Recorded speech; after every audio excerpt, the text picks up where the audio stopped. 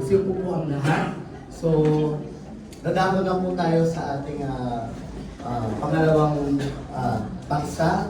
Kanina po, natapos lang natin ating banal na misa. Nagaling po tayo ng panalangin at kanta tapos sa ating kapatid na si Father Jero. Ngayon naman po, sa mga oras na to, ano ba yung mga hindi natin makakalimutan sa ating kapatid na si Father Jero? So, syempre, dapat sabi nga ni Father kanina, no, yung tanggapin natin yung katotohanan na tayo ay after 40 days, naniniwala tayo si Brother Jero, ay kung ano yung habang nakasama na si Brother Jero na hindi na makakalimutan. So, handa na ba kaya itong mga tao? No. So, tinatawagan ko po si Sister Ina. Kuya.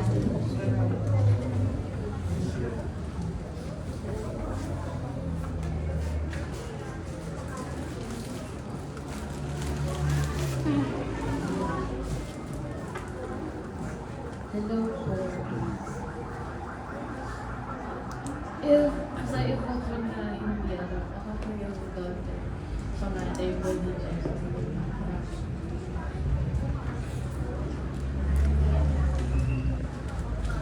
Lumaki po kasi ako na pag mga ganito, bawal daw po yung thank you. Pero gusto ko po sabihin na na-appreciate po namin.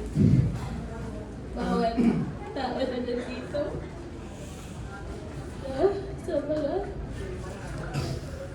messages of comfort, sa mga prayers, sa pag-share nyo sa memories nyo kasama si Daddy. Hindi ko masyadong hahabaan, pero yung mga pinakagusto kong memories with Daddy, mga simple memories lang yun, pero yun yung mga memories na sobra kong mamimiss.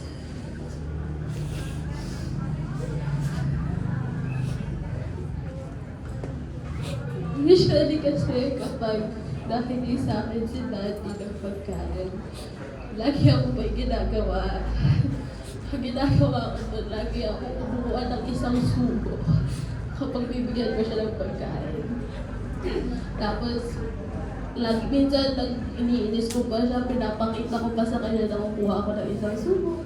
Ganyan. Tapos, papakita siya lagi na bila siya gagawa ng mukha na parang outin. Kasi hindi po pwede binibigay sa Daddy na masyadong maraming pagkain kasi outin lang din talaga. Tapos pinasabihin niya pa, nakuha ka pa. Ganun pa siya. Tapos, usually, kapag usapang mga music, pag may makita kami sa Facebook, Instagram, or TikTok na nakakanta, tapos nagustuhan namin yung version nila ng kantang yun, sinesend namin sa isa't isa. Dati, tingnan mo to, ang ganda ng pagkanta na nito. Sabihin niya sa akin, tingnan mo to, ang ganda ng pagkanta na nito.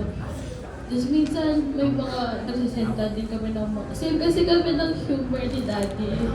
Hindi ko sa kanya kung nakuha din yung humor ko eh. So kapag nakikita din kami mga reels, ganyan, sinesend namin sa isa't isa. Send lang ng send, tapos pagtatawanan namin. Minsan sabay namin papanoorin, pagtatawanan namin.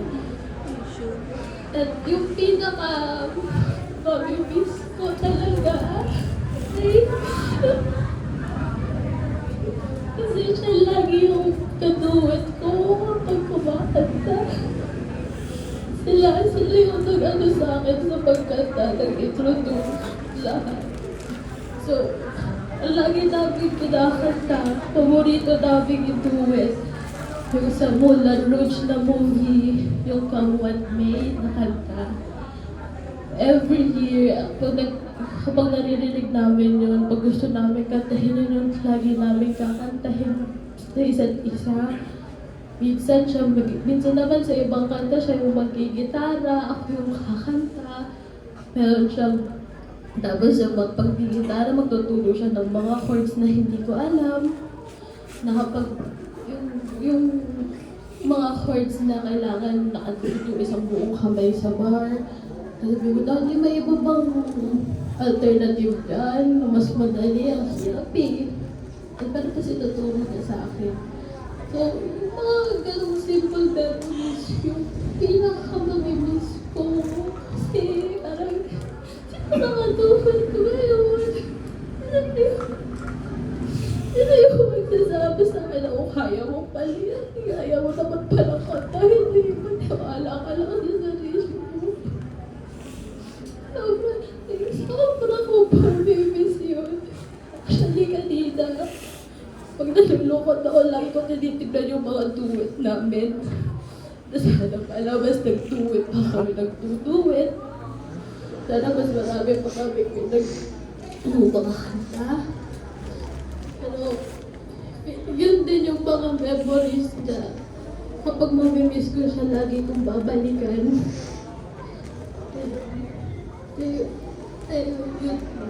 Yung mga simple memories na yun talaga yung babalikan, mamimiss ko kasama.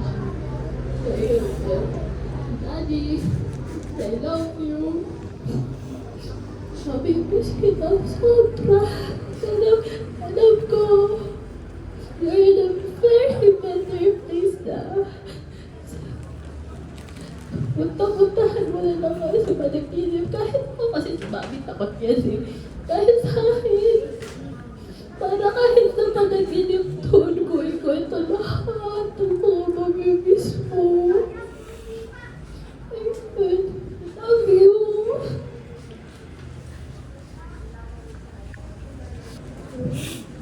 Hindi ko alam, Tina, na bawal pala mag-thank you, pero yun, on behalf of the Manulong tsaka Dilos Reyes family, maraming salamat. I'm sure hindi masama mag-thank you.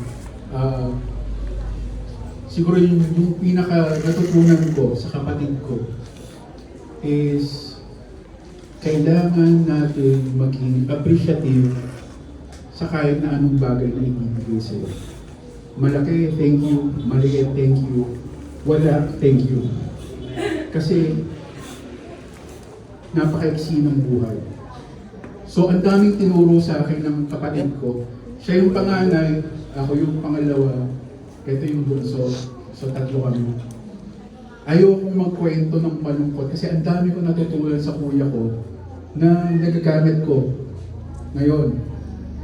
So, pinag-iisipan ko mabuti yung nangyari. And sabi ko nga, nakakalungkot kasi wala na kaming panganay. Pero, pag binabalikan ko siya, lahat naman tayo doon pupunta. Nagkataon lang siguro yung kuya ko, yung kapatid ko, yung panganay namin, masyado talaga siyang advanced.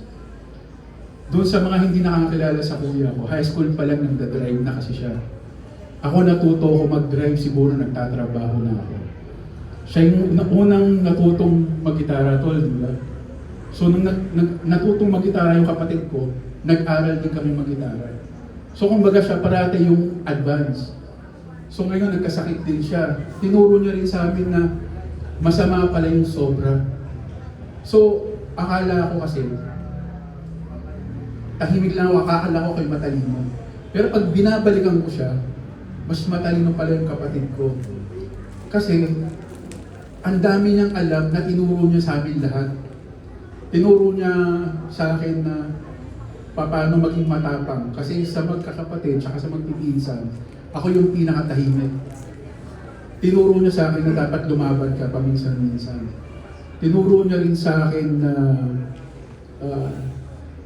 kung paano maging masaya sa maliliit na bagay. Hindi mo kailangan ng malaki.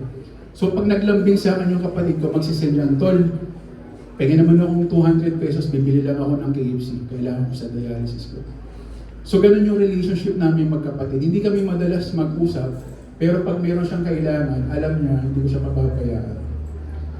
Bago ako pumunta dun sa dulong part ng kapatid ko, gusto kong ma-appreciate nyo yung samahan namin, pati yung pinsan ko si Jim. Hindi ko makakalimutan sa Letran. Nasa Letran kami. Nanood kami NCAA kasi pinsan ko, San Sebastian, kami Letran. Eh sila yung mga nagdadrive na ako, pasahero lang ako kasi wala akong kaibigan masyado. So parati nila akong pinipitbit, sinasama nila ako sa lakad nila. Kaso nakakatakot kasi yung pera namin parang sakto lang parate. So nag-drive sila, bago pa yung kotse noong 1997, bagong kotse ni Papa. Nood kami NCAA. Tapos meron silang pinuntahan sa Rizal. Binaba namin si Jay dito sa Tondo sa Bites, pauwi kami ng Cavite. Nung pauwi na kami ng Cavite, doon pa lang sa may pier, kinakalapit na ako ng kuya ko. Sabi niya, G, may pera ka ba dyan? Sabi ko, wala na, pinangkain natin kanina, di ba? Sabi niya kasi wala na tayong gas, hindi na tayo aabot. So bago yung kotse namin noon, imagine, tas wala kaming pera. Kasi college lang yung, si kuya college ako parang first year, college ako, si kuya parang fourth year. So sabi ko, sabi ni kuya, anong pera mo? Sabi ko, meron ako dito, bigay ni Lola. Kaso dollar siya, sabi ko, magkano? $3, sabi ko gano'n. So imagine, wala na kaming gas, magto-toll pa kami ng Cavite, pera namin $3. Problema, hindi naman tinatanggap yun, so naghanap kami ng money changer sa Ermita. Eh, gabi na yun, pasarado na. So bago yung kotse, pagparado yun, akala siguro marami kaming pera, nagbukas yung money changer. Tapos yung kuya ko, akin na, sabi niya. So pag-abot yun ng $3, nakita ng money changer, tinitigan pa siya kumamot ng ulo. Pero, ang galing niya kasi nakauwi kami ng bahay. Di ba? Ang galing niya. Kasi kung ako yung malamang, dito na ako matutulog eh. Mahiyain ako eh. Eh malakas yung loob nila. Yung isa pa to, naalala mo, nagpunta tayo ng Alabang Town Center. Kasi nga hindi ako mag-gimmick kasi nga mahiyain ako. Yung pinsan ko, tsaka yung kuya ko para magkapatid dyan. So sila yung parating partner dyan. Sabi niya gano'n, nandun kami sa may Bacoor, punta kaming Alabang Town Center. Sabi ni Mama, isama mo yung kapatid mo para makalabas naman. So sinama nila ako. Kinakabahan na ako nun kasi alam ko yung magiging sitwasyon namin. Eh. So punta kaming Alabang Town Center. Sabi ni Kuya, pengin pera. So anong gagawin natin? Basta bumili sila ng beer, tag-isa sila. Tapos binigyan nila ako ng isa, hindi naman ako umiinom.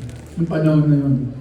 So pagpunta namin ng Alabang Town Center, nag-park kami sa Alabang Town Center, binuksan lang nila yung trunk ng kotse. Nakaupo kami doon, iniinom nila yung beer. Siguro to, mga 2 oras yung ininom doon eh, no? So nag-music sila, 2 oras na lang iniinom. So hindi ko alam kung bakit kami nandun. Sabi ko, uwi na tayo, para nakaka-ano naman yung ginagawa natin. So ganun yung relationship namin magkapatid. So ang dami ko natutunan sa kanya kasi siguro kung babalikan ko siya, ang naiisip ko, God will always provide. God will always provide. Wala na kaming panggas, nakauwi kami, nahanapan ng paraan. Diba? Magtatambay kami, isang bote lang ng beer, okay na sila. God will provide. Tapos lalo na nung nagkasakit yung kapatid ko, doon ko natutunan na every peso count. Kasi si Kuya, meron siyang time na hindi niya ma-withdraw yung pera niya. Kasi sa ATM, bago kang maka-withdraw, kailangan may minimum. It's either 500, 1,000. So mag-12, kailangan ko ng 100 kasi hindi ko ma-withdraw yung ganito. Hindi kami nagbibilangan siguro magkapatid kasi meron siyang pinoprovide sa akin na hindi financial. Hindi ko siya mabibili, hindi pinoprovide siya sa akin yun. Yun yung lakas ng loob, tsaka yung mga natutulan ko sa kapatid ko. So ngayon, nagiging mas maingat na ako sa sarili ko dahil nga, nauna siya, tinuro niya sa akin, bawal yan, bawal ganito. Yung financial, kailangan natin siya, totoo. Pero more than that, natutunan ko recently sa pag-alis ng kapatid ko, nung tinawagan ako sa opisina, sabi si Kuya nire-revive, sabi ng bunso namin. Umalis kagad ako dun sa meeting ko, pumunta ako ng Chinese. Nakita ko si Kuya. Nakaubad siya, naka-lab gown siya, or whatever that is. Tapos nire-revive siya, may tubo siya. So yung huling tinuro sa akin ng kapatid ko is, kahit anong suot mo, kahit anong ganda ng itsura mo, pagka oras mo nang umalis, lahat ng suot mo, kahit anong alahas yan, kahit anong brand yan, hindi mo siya madadala. Hindi mo siya madadala. You will be stripped naked when it's time to go, you will be stripped naked. Wala kang mabibitbit. Kahit yung kamay niya, wala siyang cellphone, wala siyang kahit na ano. So, naisip ko nung panahon tinitignan ko yung kapatid ko, tinuturuan na naman niya ako. Kasi overthinker ako. So lahat, pagka meron isang bagay akong nakita, iisipin ko siya ng isang linggo. So yun yung natutunan ko sa kuya ko. Sobrang busy ko sa trabaho kasi kailangan ko ng financial means to support my family and my parents and yung kapatid ko. So sobrang busy ko. May mga times na nakikipag-compete ako sa corporate world kasi kailangan dress your rank, sinasabi sa akin ng mga boss ko. Okay lang yon while you're here, pero when it's time to go, wala kang suot sa katawan mo na maidadala mo kung saan ka man pupunta. So yun yung huling tinuro sa akin ng kapatid ko. Ina, Ian, Enzo, at Bernadette, si Kuya, tingin ko kinausap ako 2 days ago, nung namatay siya, kasi iyak ako na iyak. Sabi niya sa akin, tinignan ko yung oxygen niya kasi sa panaginip ko. Kasi sabi ko, oxygen magkano lang yun, 800 pesos. 1,000,000 lang yan. Masama yung loob ko. Sabi ko, kaya kong bumili nun eh. Kaya usap niya ako sa panaginip ko, sabi niya, tol, may oxygen ako, hindi yan yung oras na talaga. So medyo gumagaang siya ng konti, pero pag binabalikan ko lahat ng usapan namin na sabi ni Kuya, tol, ikaw na yung panganay. So, now nawala na yung kapatid ko, never mangyayari na ako maging panganay kasi lahat ng natutunan ko sa kuya ko pagdating sa diskarte. Iba yung, it's different what you learn from school. You won't be applying, hindi mo maa-apply yung pinag-aralan mo lahat. Mas maramang yung diskarte. Yung diskarte na yun, natutunan ko sa kuya ko, sa mga pinsan ko. The rest, inaral ko na lang, ginaya ko sila. So, hindi yun yung dahilan, hindi yun yung oxygen. Sabi niya, it's really time to go. And siguro, it brings me comfort knowing na lahat tayo dito, when the time comes, ganito rin tayo. Diba? Una-una lang yan. Advance, iniisip ko na lang siguro masyadong advance yung kapatid ko. Sa lahat ng bagay, napaka-advance niya. And masaya ako, kasi pag tinitignan ko yung panganay, yung mga anak niya, parang tinitignan yung kapatid ko. Mas refined lang, mas modern, pero lahat bits and pieces nandyan. So, last na lang, sabi nga nila yung reincarnation or yung fountain of life hinahanap natin parati. So, iniisip ko rin siya kung paano, totoo ba siya. So, sa bangko ko nagtatrabaho. So, yung mga boss ko, mga mayayaman, sobrang yaman. Nanggaling ako sa malalaking bangko. And similar doon sa mga nababasa ko, when it's time to go, kahit gano'ng kadami pera mo, hindi ka niya masisave. So what matters at the end of the day is yung memories na binubuo natin kasama rin yung mga mahal natin and loved ones natin. So masaya ako kasi sa 46 years ng kapatid ko na nilagi dito, sobrang he lived this life. Music, family, friends, lahat yan na gawa ng kapatid ko. So kung titignan ko siya, maaga siya nawala. Pero yung kinuha niya na experience siya memories, it's actually more than enough para abutin ka ng patanda. Kumbaga kahit tumanda ka ng 80 years old, 90 years old, kung hindi ka nabuhay, para saan yung 80 years na binuhay mo dito. So sa 46 ng kuya ko, masaya akong sabihin na talagang na-maximize niya lahat yun. Hindi lang siya tumagal, nakita yung mga apo niya, but then again, sobrang daming memories na binigay niya. Sobrang daming learnings na binigay niya sa akin, lalo na sa akin. So maraming salamat sa inyo for sharing this with us. And huwag kayong mag-alala, binigay kayo sa akin ni Kuya.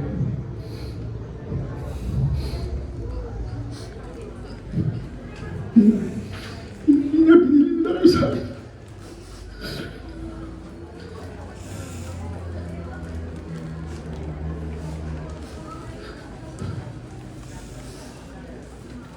Huwag kayong mag-alala nun dito.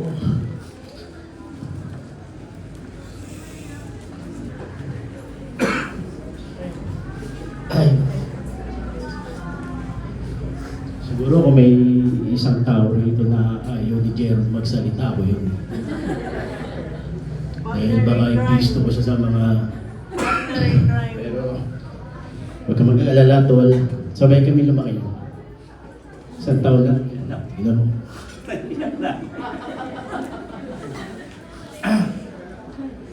Siguro sabihin ko na lang yung mga medyo light, medyo nakakatawa naman para si Gerald napaka-generous niyan. Pag may bagong gamit yan, papa-experience siya sa akin. One time, mag-high school siya, Letran. Big school, campus. Tol, sabi niya, ang ganda ng school ko, sabi niya. Yung basketball court, tabla.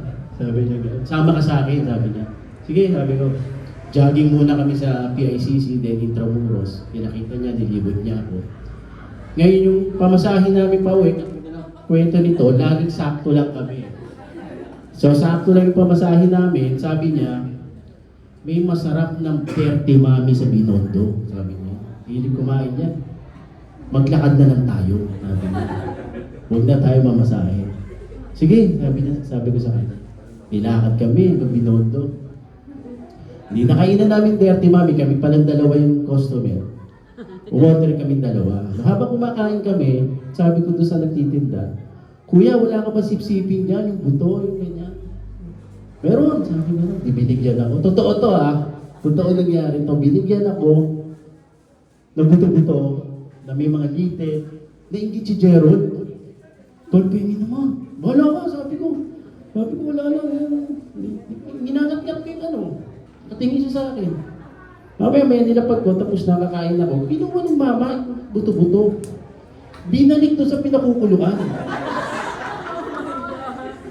Tapos, nagkatingin na kami ni Gerald. Sabi ko, Kuya, ba't mo binalik? Hindi, kukulo naman yan eh. Alam mo yung tawa ni Gerald sa akin, nabuga niya yung mami. Sabi niya sa akin, ang damot mo pa. Tawan-tawa siya sa akin, buti hindi ako humili. Sabi niya gano'n. Sabi niya, ito one time, dati naman, elementary siya, alam niya tita neto. Sa harap ng lakonsolasyon, may masarap na gulaman. Iriiris lang ni Gerald doon, makainom lang ng gulaman. Ibin yung pamasahin niya. So one time, uminom siya ng gulaman, wala siyang pamasahe, maglalakad lang siya. Wala sa ngandaan hanggang sa amin. Binita, biruin mo yun.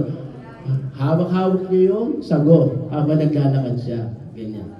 Minsan, bumili siya, tinatamad siya daw siya maglakad, sumabit siya ng jeep para libre. Hindi niya alam bukas yung bag niya. Hindi tayo. Pag uwi niya ng bahay, ubus ang gamit. Naglalakad pa siya, saya pa siya, Wala din sabi niya, asan gamit mo? Ha? Sabi, ubos, nalaglag pala. Kasi nakasabit, makainom lang nung gulaman. Si Gerald ang dami namin memories kasi yung iba hindi pwede sabihin Kasi siya na, talagang medyo, nung nalipat sila sa Cavite, nalipat sila sa Cavite, nagbakasyon ako doon. Ngayon, every weekend, pag walang pasok, umiinom kami yan. Tawag nga namin sabi ni Tito Jay, Ram Boys, kasi bumibili kami tanduay. Tanduay ram pag weekends. Ngayon, kumakain kami hapunan. Sabi niya, Tol, huwag mo damihin ang ulam mo. Kontian mo lang kuha. Bakit? Wala tayong pulutan mamaya. So, gano'n. Maraming memories, napakadaming memories. Kaya nung isang gabi nga, parang nawalan ako ng parte ng buhay ko na. Alam niyo na lahat siya. Nung second year college ako, may banda ako. Nakatasan kami mag-welcome ng mga freshman, tutugtog ng banda. Kinuha ko siya. Tol, sabi ko, sa mga tugtog ka sa amin, sige, yabang niya kasi, na siya, ahit siya sa amin, magaling na siya, talagang it's good. Tapos sabi ko, tutugtog, tutugtugin ganyan, mga 6 na kanta. Sige. Pero sabi ko, bago yung araw ng tugtog, may 2 rehearsal dumating ka. Sige, ito, dumating yung unang practice. Hindi dumating. After 2 days, may practice, hindi na naman dumating. So expected ko, wala na siya. So wala na siya. Ito na yung araw na ng tugtog, mga 7 p.m. yan Sabi ng kabanda ko, Tol, pinsan mo yun, di ba? Dala yung gitara niya. Dumating ng mismong araw ng tugtog. And then, pagdating, sabi sa akin, Panginoon tayo, susunod na tayo. Okay. Magaling naman talaga siya. Doon tumugtog kami. Best. Yan ito, yung recent lang. Yan si Michelle. Alam mo siya. Tumawag ako sa kanya. Tol, tutugtog ako ng Roadhouse Blues. Nakuha yung banda ko. Veterano sila ng Roadhouse Blues. Kilala sila yung banda niya, yung Raul. Sabi niya, oh talaga? Sabi niya, ayos, sabi niya, tayo mo yung bandera ko dun. Sabi niya gano'n. Oo, sabi niya, sabi ko, sabi niya, kailan? Sabi niya, ganito, naku, may dialysis ako niya, sabi niya. Okay lang, sabi ko, kahit di ka pumunta, sabi ko, sinabi ko lang, natutuwa ako, sabi ko. Dito na, nasa Roadhouse na kami. Lo and behold, alas 8 ng gabi, dumadating si Charot. Alam mo siya, hindi ko siya expected. Kasi, di na siya nakapag-drive, hirap na siya lumakad. Mahina na siya. Kita ko yung kotse niya. Sorry kasi asawa ko pagkakaalam sa akin, action star eh. Pero, pasensya ka na, ngayon lang to. Makita ko siya. Sabi si Michelle. Lapitan ko siya. Doon kasi sa Roadhouse, yung mga nakapunta na roon, may speaker sila sa labas. So, doon sa holding area, maririnig mo yung mga tumutugtog. Hindi niya na kaya bumaba ng kotse. Pero kaya niya pa mag-drive. Hindi ko kaya tumugtog kasi na-touch talaga ako eh. Ang dami. Of all people, di ba? Parang si Gerald yung makikita kong nandun. Ang hina niya na. Alas 8, alas 9 ng gabi, oras ng pahinga niya yun eh. Ano siya? Sabi ko, Tol, set na kami yung 5 kanta. Sige, sabi niya gano'n. Tugtog kami. Natapos, bumaba ako ng stage. Pinuntahan ko agad siya dun sa parking kasi binaba niya ng bitana niya rin. Naririnig niya. Ang ayos, Tol. Tayo mo yung bandera ko dyan. Sabi niya gano'n. Yung mukha niya. Ako pag nakikita ko yan. Yan yung sumalubong sa akin. Nakangiti siya. Tapos sabi niya, paano Tol? Uwi na ako, pinanood lang kita. Di ba? Parang yung, ang hirap ng tumayo. Ang hirap ng pinunta pa mo na binita hanggang mo walang para pakita. Iyon ang pinaka-recent na hindi ko makakalimutan sa kanya. Tsaka yung mga tawag na sa akin, mga text sa akin sa gabi. Yung kamustahan namin. Tol, naalala mo, bigla niya akong gagawin eh. Bumabalik siya doon sa mga ginagawa namin dati na hindi ko nga pwede ikwento. Tol, naalala mo yung ganyan? Bumabalik siya. Yung recent lang, bago magbagong taon, ito lang. Sabi niya sa akin, Tol, dali mo akong MOA. Sabi niya, gusto ko makarinig ng alon ng dagat. Sabi niya gano'n. Sige, sabi ko, pag libre, punta tayo. Sabi ko, gusto niya makakita ng sunset. Di ba? Hindi ko na, hindi ko na siya. Pero anyway, siguro, nandito na lang talaga siya. Tol, salamat sa memories natin. Ang dami. Hindi ko makakalimutan lahat ng wonderful memories natin. Mula pagkabata. Mula tinuli, nagsusukatan pa tayo kung sino mas mahaba. Salamat. Siguro sa susunod na buhay, magkikita kami. Excited ako doon. Makikita ko siya ng mga walang bukol na. Diba? Yung napaka-jolly person. Nodal moments pagkasama mo yan. Yung mga matagal na nakasama ni Gerald na nandito na hindi pa siya nagkakasakit. Walang malungkot na moment pag si Gerald. Lalo na pag nakasat-sat yan ako. Napakamasaya ang tao niya. Kaya lang nung nagkasakit siya talagang paalam. Magkikita pa tayo? Yun nga, makikita kita. Siguro may buhok siya doon, no? Makikita kami. I love you, Tol. Till we meet again.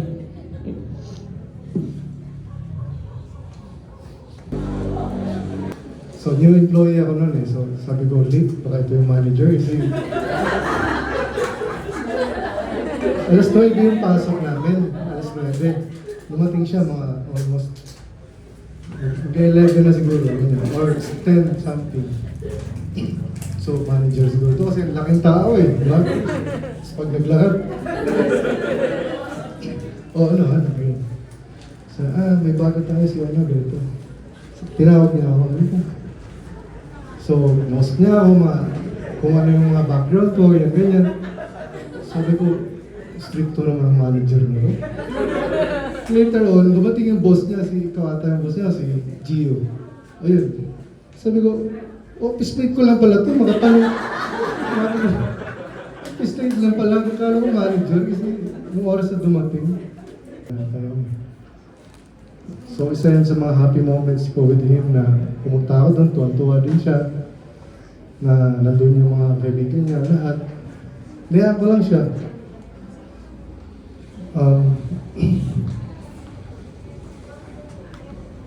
Lately, 2023, ano na siya nun eh, parang grabe na yung hindi na siya makatayo, ganyan-ganyan. Pandemic pala. Sabi ko, Jer, gusto kong bumili ng acoustic guitar. Sabi niya, sige, samahan kita. So, isa yun sa mga memories ko sa kanya na kahit may sakit na siya, pandemic, lumabas siya, sinamahan niya ako bumili ng gitara sa JB. Tapos nagpalibre siya, syempre. Gusto niya ng halo-halo eh. Hindi ko parang nag-halo-halo at meron. Weird kasi halo-halo, tapos hindi siya pwede kumain ng yelo. Diba? Parang na-miss niya lang siguro yung halo-halo.